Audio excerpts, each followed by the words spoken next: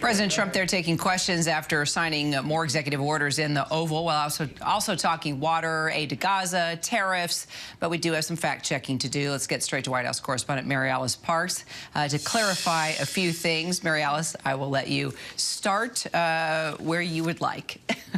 Well, first, a bit of news. I mean, he was signing a number of executive orders. One very interesting one to create, or basically to direct members of his cabinet, his Treasury Secretary, his Commerce Secretary, to work on creating a sovereign wealth fund, basically an investment account where the United States government would invest in the private market. Other countries have done this with great success. Norway, for example, investing in oil and tech. It's a little controversial. Some people in the, Democrats have talked about there could be real benefits to this, a way to increase the wealth of the federal government to secure assets.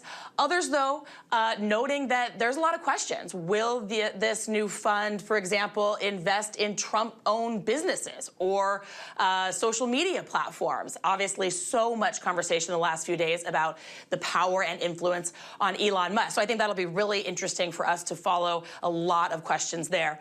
But you're right, Kira. I think it's important that we fact-check a few things that the president said as well. We've heard this White House continue to make this claim that they put a stop on, he said there, $100 million going towards condoms in Gaza. Earlier last week, the White House made a claim that $50 million were going towards condoms in Gaza. We dug into those numbers and asked the White House to clarify.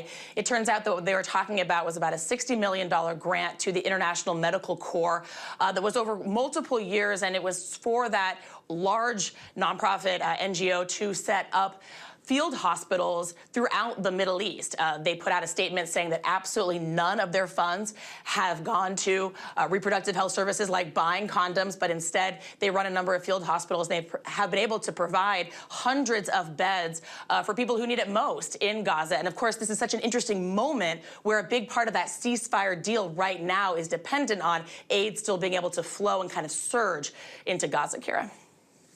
Got it. Mary Alice, appreciate you. Thanks so much.